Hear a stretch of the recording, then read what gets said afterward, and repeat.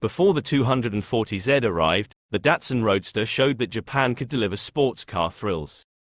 This example has the later 2.0-liter engine, with twin SU carburetors and a recent rebuild. The auction runs through February 28. When the Datsun 240Z landed in California for the 1970 model year, many were shocked that Japan could produce a world-class budget-friendly sports car. Those who were more familiar with Datsun weren't so surprised. There'd been a sporting Datsun in US showrooms for the past 5 years. Here, up for sale on Bring a Trailer, which, like Car and Driver, is part of Hearst Autos, is one of the best of the breed. This Datsun 2000 Roadster is a zippy little open car that combines the best elements of open British sports cars with a gutsy 2.0-liter engine and Japanese build quality. With the auction slated to end on Tuesday, February 28, bidding is currently at $11,500. Car and Driver tagged the Datsun 2000 Roadster as a future collectible. Way back in 2010, known as the SRL 311 in Datsun cognoscenti circles, the 2000 Roadster was raced by Bob Sharp and John Morton, and it continually posted class wins in SCCA racing. It was the cheapest sports car in its division, but it beat the pants off everything else anyway. Overseas, the SRL 311 was known as the Fair Lady, as was true of the 240Z.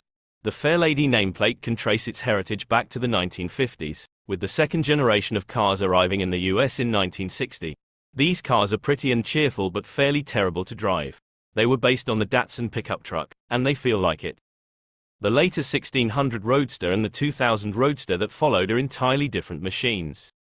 Nissan, Datsun's parent company, changed to a sedan-based design with an independent front suspension and a well-sorted leaf spring setup in the rear. The engine was at first a 1.6-liter OHV 4-cylinder, which later got 5 main bearings for durability. The later 2000 Roadsters, like this example, saw a displacement bump to 2.0 liters, got a 5-speed manual gearbox, and could be ordered with a competition package with dual carburetors. Power was rated as 150 horsepower SAE gross, pretty lively for the 1960s, especially in a car that weighed barely over 2,000 pounds. Along with many a podium finish, the Roadster also features in a little-known David vs. Goliath rivalry. When Toyota fielded the gorgeous 2000 GT in SCCA racing, the cars were supposed to go to Peter Brock's Bray racing team. At the last minute, Carroll Shelby flew to Japan and charmed Toyota execs into giving him the contract instead. Brock had made a name for himself in Japan by getting a car called the Hino Contessa to perform and win a few races.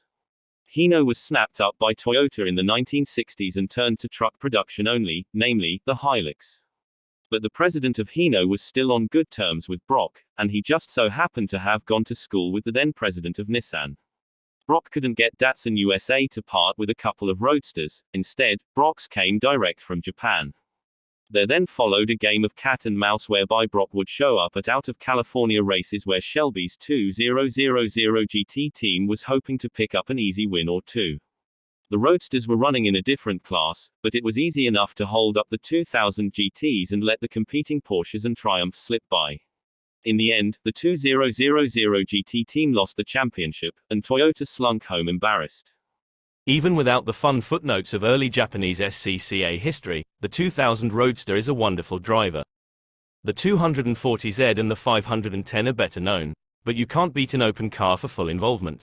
This example is set up as a driver's car, with a sorted suspension, Dunlop Dureza performance tires, and a host of recent engine work.